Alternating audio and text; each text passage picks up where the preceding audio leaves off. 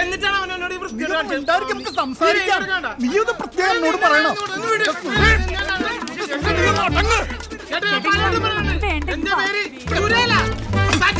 നീ ആരെങ്കിലും ആവട്ടെ, എന്താ നിന്റെ പ്രശ്നം?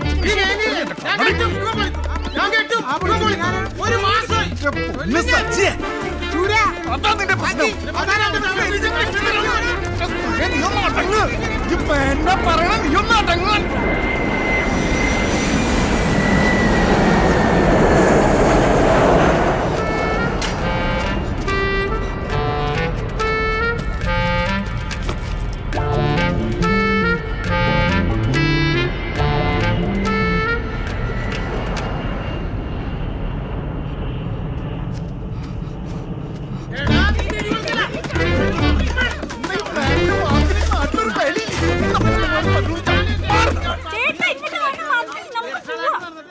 ആ മാഷെ, സനൽ മാഷെ ഒന്ന് നിന്നേ. എനിക്ക് തോന്നുന്നത് റെക്കോർഡ് നിൽക്കട്ടെ മാഷെ, ഞാൻ വരുന്നില്ല. വെറുതെ നിന്ന് എന്നെ കൂടി ഇന്നലെ കോപ്പറിന്റെ വായിൽ തെരുമുഴും കൽപ്പിച്ചില്ലേ? എന്റെ മാഷെ സാധാരണ സ്കൂളിൽ തന്നെ ഉണ്ട്, എനിക്ക് ഉറപ്പാ. എന്നൊരു കാര്യം ചെയ്യും, എന്നാ പറ. മാഷ് ഒറ്റയ്ക്ക് പോയി അന്വേഷിക്കും. എനിക്ക് വരാൻ സൗകര്യമില്ല. അല്ല, 5ന്റെ ബേസിക്ക് ബുദ്ധിയില്ലാത്ത അയാളുടെ ഒരു ഇന്റലിജൻസ് എന്താ?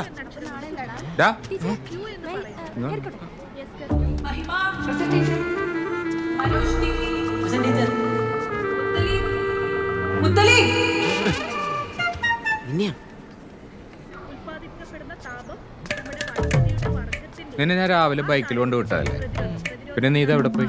ഞാൻ ബാത്റൂം വരെ. ഓ, അതൊക്കെ രാവിലെ തന്നെ ശീലിക്കണ്ടേ. അഞ്ചല്ലി ക്ലാസ്സിലേക്ക്. എന്താ മുത്തലീബ് ഇങ്ങനെ ഇരിക്കുന്നേ? Stand up. എനിക്ക് വഹിയ ടീച്ചർ ഛർദിക്കാൻ വരുന്ന പോലെയൊക്കെ തോന്നുക. പിന്നെ തലവേദനയുണ്ട്, വയറിന് ചെറിയ വേദനയുണ്ട്. ഞാനൊന്ന് ബാത്റൂമിൽ പോയിക്കോട്ടെ? പോയിട്ട് വാ.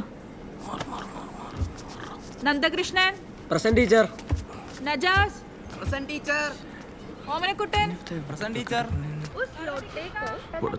നെക്സ്റ്റിലിപ്പോ വരും എന്റെ കാര്യത്തിൽ തീരുമാനം.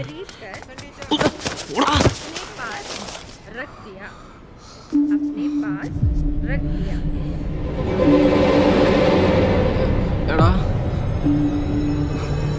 ഞാൻ പറയട്ടാ.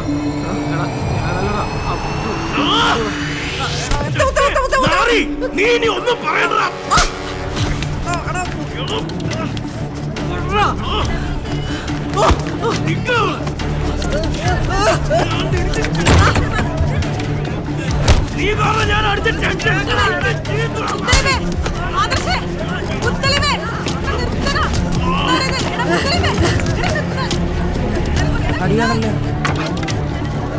വന്നേ നീ.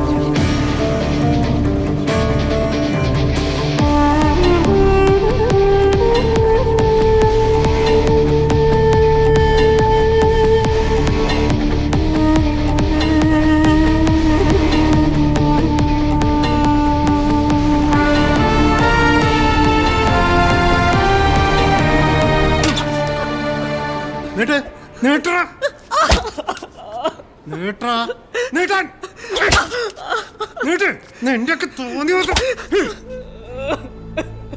നീട്ടങ്ങോട്ട് നീട്ടാനേ പറഞ്ഞു.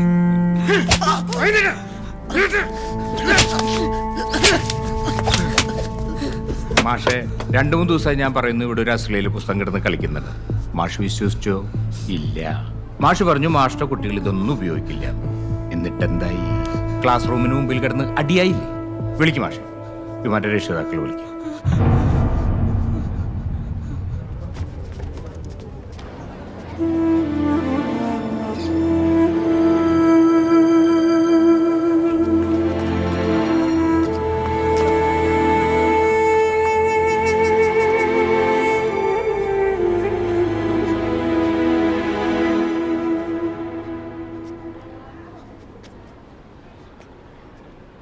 കഴിഞ്ഞ 10-30 വർഷമായി പിന്തുടർന്നു വരുന്ന മഹത്തായ ഒരു പാരമ്പര്യം ഈ ഹൈസ്കൂളിനുണ്ട്. ഇതുവരെ ഇത്രയും ഹീനമായ ഒരു സംഭവം ഇവിടെ ഉണ്ടായിട്ടില്ല. 100% വിജയം തുടർച്ചയായി കൈവരിച്ചുകൊണ്ടിരിക്കുന്ന സ്കൂളായത്. അതിലേറെ അച്ചടക്കവും.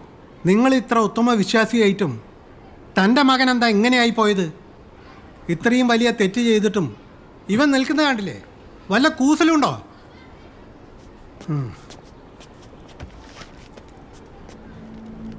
ദാ നോക്കുമോ, ഇതോ ഒരു 15 വയസ്സുകാരൻ ചെയ്യുന്ന കാര്യങ്ങളാണോ ഇവൻ ചെയ്തിരിക്കുന്നത്? അല്ല. അതുകൊണ്ട് തന്നെ ഇവൻ ഈ സ്കൂളിൽ തുടർന്ന് പഠിക്കുന്നത് മറ്റു കുട്ടികളുടെ സന്മാർഗിക ജീവിതത്തെയും ബാധിക്കാം.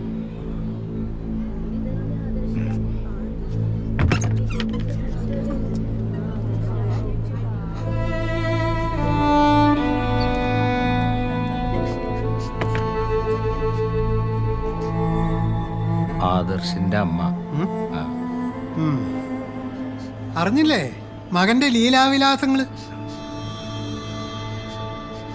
നിങ്ങൾക്ക് എത്ര മക്കളാ? ഒരാളാ. ഇവന്റെ അച്ഛൻ എവിടെ? സൗദിയിലാ. ആ, വെറുതെ അല്ല, വളർത്തു ദോഷം. ഒരുപാട് ലാളിച്ച് അമ്മമാര് വളർത്തുന്ന ഒറ്റപുത്രന്മാരൊക്കെ ഇങ്ങനെ വരൂ. അതാണല്ലോ നാട്ടു നടപ്പ്. കൂടുതൽ ന്യായമൊന്നും ഇങ്ങോട്ട് പറയണ്ട. ഇവരെ ഡിസ്മിസ് ചെയ്യാൻ തന്നെയാണ് എന്റെയും മാനേജ്മെന്റിന്റെയും തീരുമാനം. രമയ്ക്ക് വല്ലതും പറയാനുണ്ടോ?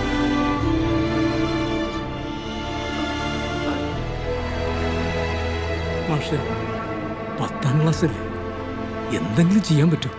സോറി മൊയ്തു, ഒന്നും ചെയ്യാനില്ല. ഇവർ ചെയ്ത് വലിയ തെറ്റാണ്. അതിന്റെ ഫലമാണ് ഇവർ അനുഭവിക്കാൻ പോകുന്നത്.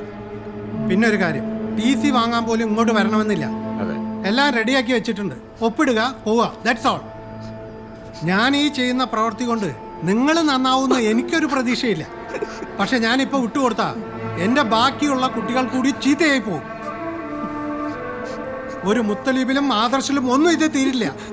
ഇവർക്ക് ഇതാരാണ് കൊടുക്കുന്നത്, എവിടെ നിന്നാണ് വരുന്നത് എന്നൊക്കെ എനിക്കറിയണം. ഞാനിത് പോലീസിൽ അറിയിക്കാൻ പോവാ.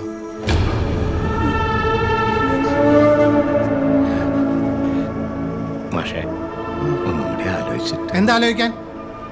അല്ല, മാഷ ഒരു